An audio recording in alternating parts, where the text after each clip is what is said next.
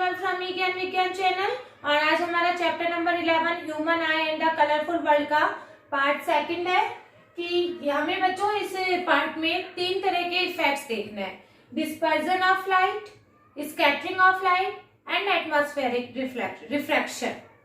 ठीक है बच्चों, इन 3 इफेक्ट से हमें काफी सारे नेचर की, जो कुछ ब्लू दिखाई दे रहा है, कुछ रेड दिखाई दे रहा है, तो इनसे पता चलेगा।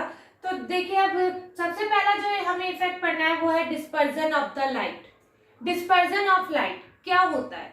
देखो बच्चों, अपन ने देखा था कि एक ग्लास स्लैब से चैप्टर नंबर लाइट वो 10th में लाइट में रिफ्लेक्शन एंड रिफ्रैक्शन में, कि जब एक ग्लास स्लैब से कोई भी लाइट की रे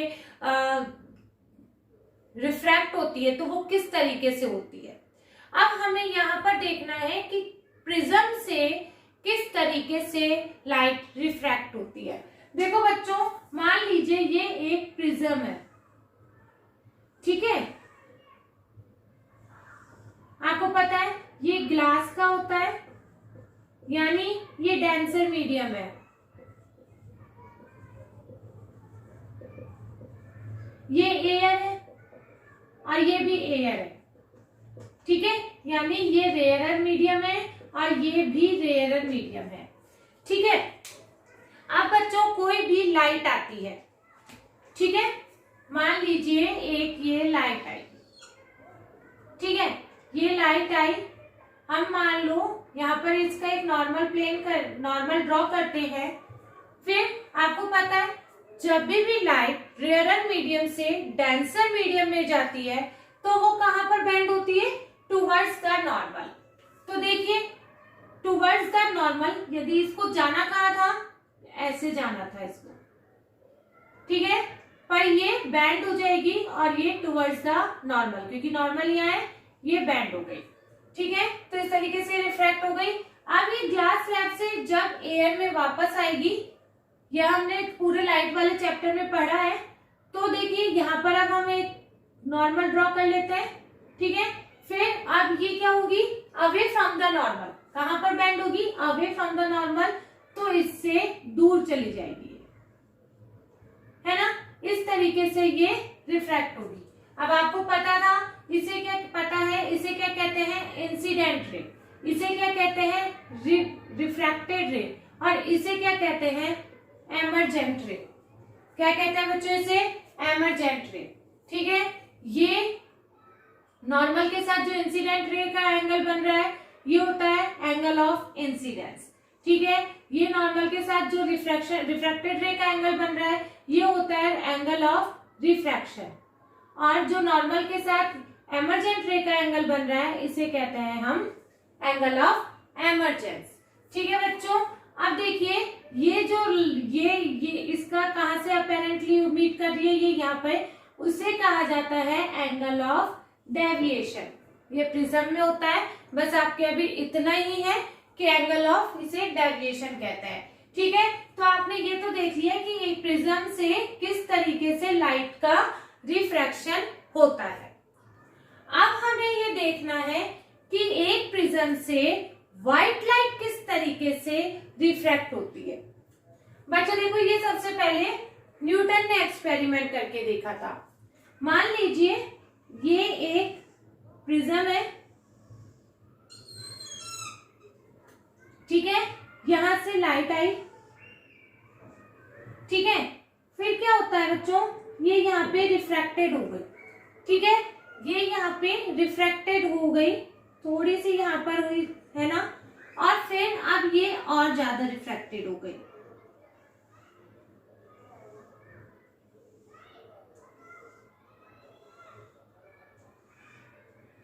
ये जो हमें मिलता है बच्चों, आपकी बुक में मतलब कलरफुल दिखेगा डायग्राम, ठीक है। तो ये जो लाइट का, ये देखिए, ये है व्हाइट लाइट, ठीक है। अब ये यहाँ पर है वॉयलेट कलर की, ये Indigo, blue, green, yellow colour, orange colour and ये रेड कलर की, ठीक है बच्चों। इस तरीके से ये 7 कलर्स की लाइट में पूरी तरह से डिस्पर्स हो जाती है। क्या हो जाता है, डिस्पर्स हो जाती है ये, यानी एक व्हाइट लाइट यदि हम ग्लास प्रिज्म से पास करें तो ये लाइट इस तरीके से डिस्पर्स हो जाती है, 7 कलर्स हमें उसमें दिखने लगते हैं। ये 7 कलर्स देखिए बच्चों, ये होते हैं violet, indigo, blue, green, yellow, orange and red. ठीक है, ये इस तरीके से याद किए जाते हैं विबग्योर। ठीक है बच्चों, तो ये क्या होता है, इस तरीके से ये मतलब न्यूटन ने ये बताया कि जब किसी व्हाइट लाइट को एक ग्लास प्रिज्म से हम पास करेंगे तो ये अपने 7 लाइट में अलग अलग तरीके से ये हर कलर अपने अकॉर्डिंग अलग अलग कलर अलग अलग एंगल पे बैंड होता है, जिससे हमें ये एक स्पेक्ट्रम, इसे क्या कहते हैं, स्पेक्ट्रम, इसे स्पेक्ट्रम कहते हैं। ये जो 7 लाइट्स का एक बैंड है इसे हम कह रहे हैं स्पेक्ट्रम। ठीक है, तो देखिए रेड कलर सबसे कम बैंड हुआ है और वॉयलेट कलर सबसे ज्यादा बैंड हुआ है। ठीक है, तो अब पहले डेफिनेशन देख लेते हैं कि यही डिस्पर्जन ऑफ द लाइट की डेफिनेशन है, the splitting of the white light. ठीक है, देखिए बच्चों ये स्प्लिट हो रही है इस तरीके से 7 कलर्स में। The splitting of the white light into its component due to different bending ability for colors when it passes through prism is called dispersion of light। ठीक है, यानी जब इससे व्हाइट लाइट पास की तो ये लाइट 7 कलर्स में split हो जाती है। अब इसमें जो कलर्स होते हैं वो अपने अपनी एबिलिटी, वो किस तरीके से बैंड हो सकते हैं, उसमें ये 7 कलर्स इस तरीके से स्प्लिट हो जाते हैं और इन 7 कलर्स के बैंड को हम स्पेक्ट्रम कहते हैं। अब बच्चों आप देख रहे हैं कि रेड कलर जो है वो सबसे कम बैंड हुआ है। ठीक है, क्यों बैंड हुआ है ये सबसे कम, क्योंकि इसकी वेवलेंथ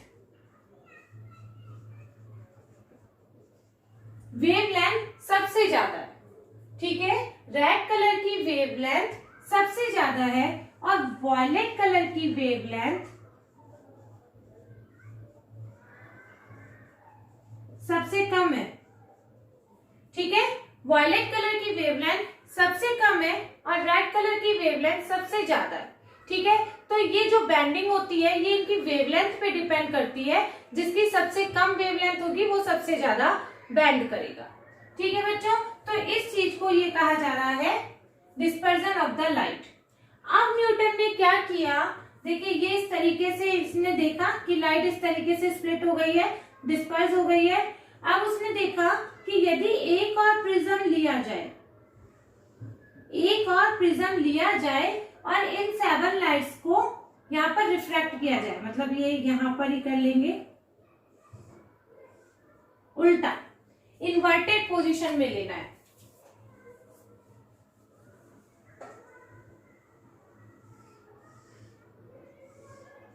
ठीक है, एक और प्रिज्म लिया उसने और क्या किया बच्चों कि मतलब ये मेरा ऊपर नीचे हो गया है, आप अपनी बुक में एक बार डायग्राम देख लेना। ठीक है, तो ये 7 जो स्प्लिट हो गई थी ये वापस से रिफ्रैक्ट होके एक लाइट बना लेती है। क्या कर लेती है बच्चों, ये वापस से व्हाइट कलर की लाइट की बीम में ही स्प्लिट मतलब वापस से इकट्ठी हो जाती है। तो इसे क्या कह रहे हैं कि ये जो प्रिज्म को यदि हमने इन्वर्टेड पोजीशन में रखा तो हमें वापस से व्हाइट लाइट मिल जाती है। ठीक है, तो इसीलिए जो भी लाइट, जिस लाइट में 7 कलर्स होते हैं उस लाइट को क्या कहा जाता है अब, व्हाइट लाइट। ओके, यानी यहाँ जहां पर भी आपके आ जाता है कि व्हाइट लाइट, तो यानी आप ये समझ लीजिए कि उस व्हाइट लाइट में आपके 7 कलर्स हैं। अब बच्चों एक क्वेश्चन है, हमें इन इफेक्ट हम इस पार्ट में हमें यही क्वेश्चंस हमें देखना है। तो सबसे पहला क्वेश्चन है, हाउ इज रेनबो फॉर्म्ड। बच्चों क्या होता है, देखिए जब बारिश होती है तो बारिश होने के बाद हमारे एटमॉस्फेयर में बहुत सारी रेन ड्रॉप्स रह जाती है। ठीक है, रेन ड्रॉप्स रह जाती है और जब सनरेज आती है, सन रेज को भी जब सन की लाइट होती है तो consider as a white light, और आपको पता है व्हाइट लाइट में 7 कलर्स होते हैं। ठीक है, तो कोई सी भी जो रेन ड्रॉप होती है, मान लीजिए एक रेन ड्रॉप रह गई है। ठीक है, चाहे आप गोल या सर्कुलर दिखा दीजिए इसे। ठीक है, तो वो जो सनरेज आती है, ठीक है, इस सनरेज इससे टकराई तो ये बिल्कुल एक प्रिज्म की तरह बिहेव करती है। किसकी तरह बिहेव करती है रेन ड्रॉप? प्रिज्म की तरह बिहेव करती है और ये रिफ्रैक्ट हो जाती है। ये रिफ्रैक्ट हुई और इसका इंटरनली रिफ्लेक्शन होता है। बच्चों ये अभी आप थोड़ा सा हायर क्लासेस में पढ़ेंगे कि इंटरनली रिफ्लेक्शन क्या होता है। क्या होता है उसमें कि क्रिटिकल एंगल होता है जो नॉर्मल एंगल से यदि क्रिटिकल एंगल से बड़ा हो जाता है तो इंटरनली रिफ्लेक्शन हो जाता है। तो ठीक है, यहां रिफ्रैक्शन हुआ और यहां इंटरनली रिफ्लेक्शन हुआ।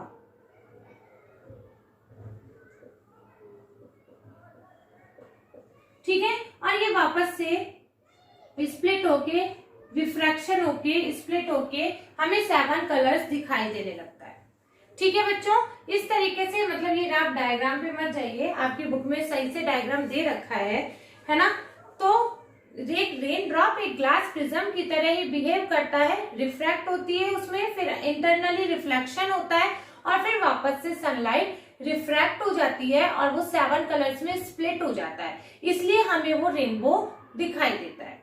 बच्चों एक और इम्पोर्टेंट बात कि रेनबो हमें हमेशा सन के अपोजिट साइड में ही दिखाई देता है। ये बात आप ध्यान रखिए और हमेशा नोटिस कर लेना कि सन के अपोजिट साइड में ही आपके रेनबो दिखाई देगा क्योंकि वो सन से लाइट आती है। ठीक है, तो ये फर्स्ट क्वेश्चन हमारा हो गया, हाउ इज रेनबो फॉर्म्ड। अब जो हमें पढ़ना है वो है एटमॉस्फेरिक रिफ्रैक्शन। क्या पढ़ना है बच्चों? Atmospheric refraction. बच्चों आपको पता है, देखिए ये एक अर्थ है, एक अर्थ क्या मतलब ये एक हमारी अर्थ है और आपको पता है अर्थ के चारों तरफ एटमॉस्फेयर है ना।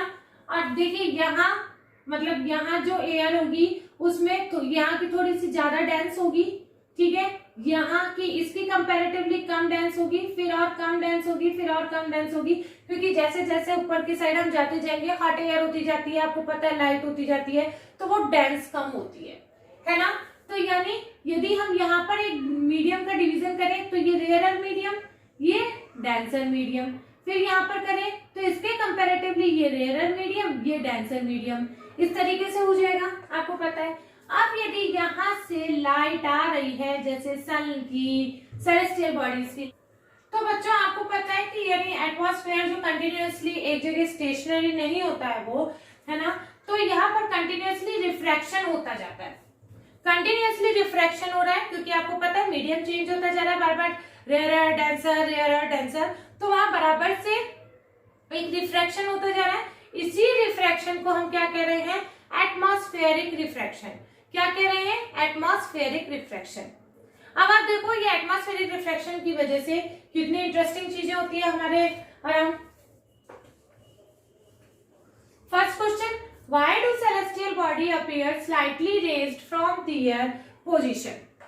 क्या कह रहे हैं कि बच्चों जैसे स्टार्स होता है, मून होते हैं, है ना, सन होता है, ये जो हम देखते हैं ना, ये हम इनकी एक्चुअल पोजीशन में नहीं देखते हैं, इनकी हमें अपेरेंट पोजीशन दिखाई देती है और ये अपेरेंट पोजीशन जो रियल पोजीशन होती है उससे थोड़ा सा ऊपर दिखाई देती है। कैसे दिखाई देती है देखते हैं। बच्चों देखिए ये एक स्टार है, यहाँ अर्थ है, ठीक है, ये एटमॉस्फेयर है, ठीक है, यहाँ पर हम खड़े। अब ये जो स्टार से देखिए ये लाइट रे आ रही है, ठीक है, अब ये यहाँ पर आके रिफ्रैक्ट होगी, मान लीजिए ये रेयरर मीडियम होगा ऊपर, ये डेंसर मीडियम होगा, ठीक है, तो ये टुवर्ड्स नॉर्मल की तरफ बेंड करेगी, है ना, ये टुवर्ड्स नॉर्मल, मान लीजिए ये इसका नॉर्मल कर लिया आपने, तो ये टुवर्ड्स द नॉर्मल, ठीक है। अब ये मान लीजिए यहाँ पर हम खड़े टुवर्ड्स द नॉर्मल, यानी हमें लाइट रिफ्रैक्ट होके यहाँ पर दिखाई दी। अब हम यदि यहाँ पर इसकी ऐसे हमें यानी ये लाइट कहाँ से आती हुई लगेगी? यहाँ से आती हुई लगेगी और ये स्टार हमें यहाँ पर दिखाई देगा। ये इसकी अपेरेंट पोजीशन है और ये इसकी रियल पोजीशन है, ठीक है, मतलब यहाँ पर जब ये लाइट एंटर करेगी हमारे एटमॉस्फेयर में, तो आपको पता है due to the atmospheric refraction light हमें कहाँ से आती हुई लगेगी, यहाँ से आती हुई लगेगी और यहाँ पर हमें स्टार दिखाई देगा। इसीलिए यही रीजन है why do celestial bodies appear slightly raised from their position due to the atmospheric refraction. अब आता है बच्चों, why do stars twinkle but planets don't. क्या कह रहे हैं, स्टार्स ट्विंकल क्यों करते हैं और प्लैनेट्स क्यों नहीं करते हैं। बच्चों बहुत ही इंटरेस्टिंग बात है ये, हमने हमेशा से यही पढ़ा है शुरू से, नर्सरी से, ट्विंकल ट्विंकल लिटिल स्टार, है ना। तो मतलब कि स्टार्स ट्विंकल करते हैं।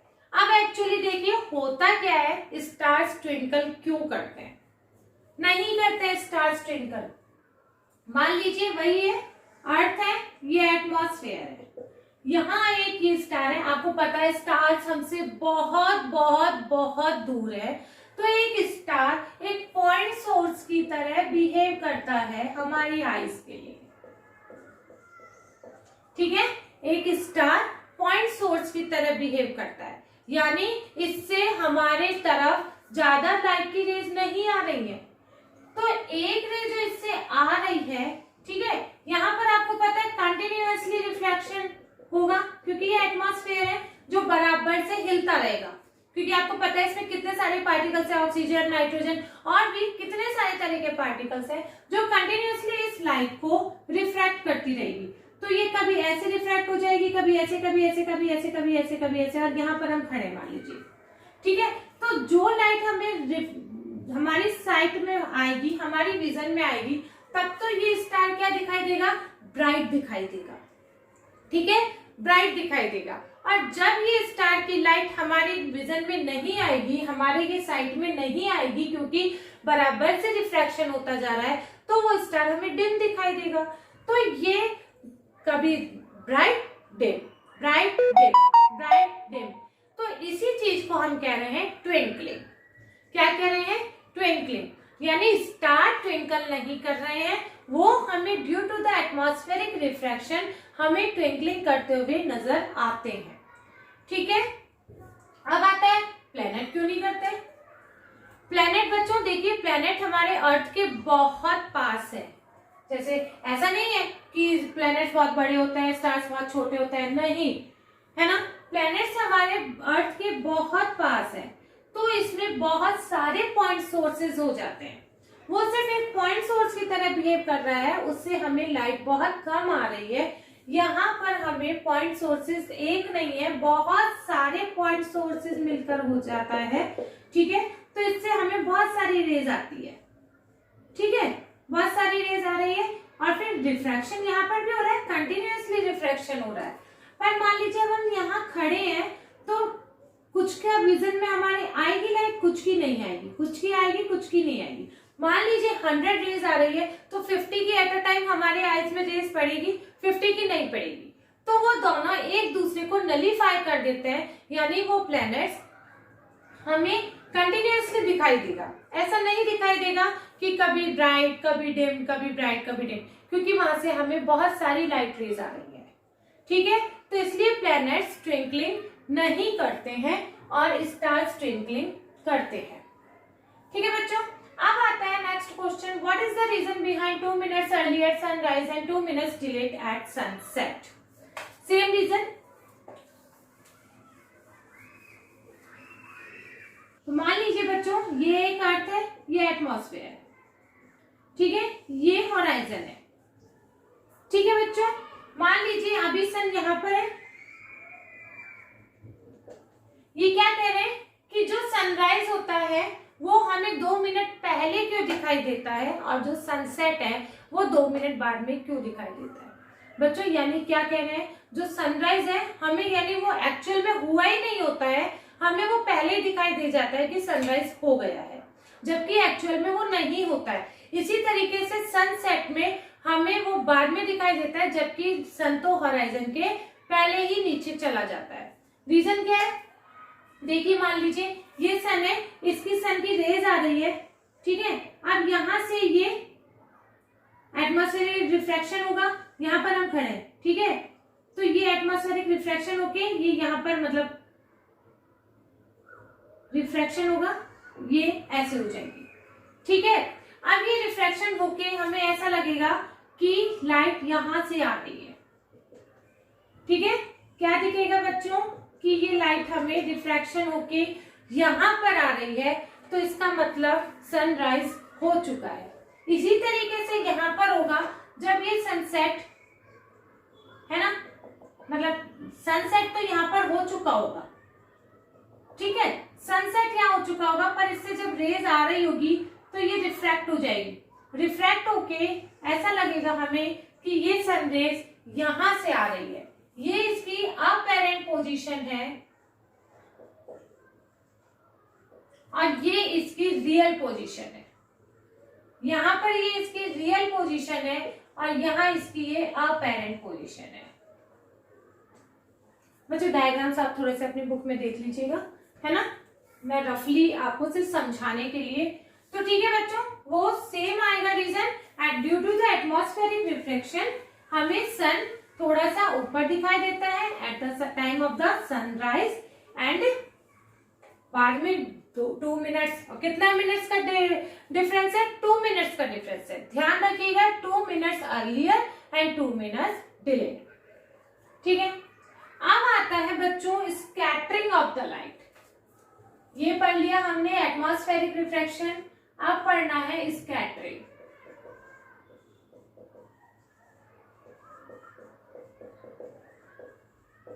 बच्चों स्कैटरिंग ऑफ लाइट में क्या होता है, देखिए कहीं पर भी जब बहुत छोटे छोटे पार्टिकल्स होते हैं, देखिए बड़े पार्टिकल्स होते हैं तो वो तो एक ही डायरेक्शन में रिफ्लेक्ट या रिफ्रैक्ट जो भी होगा वो करेंगे, पर ये जब बहुत छोटे छोटे पार्टिकल्स होते हैं जो हमारे एनवायरनमेंट में या किसी भी चीज में पूरी तरह से डिसॉल्व भी नहीं होते हैं और ये सस्पेंडेड पोजीशन में रहते हैं, इनको कॉलाइड्स कहते हैं, आपने 9th क्लास में पढ़ा है, ठीक है।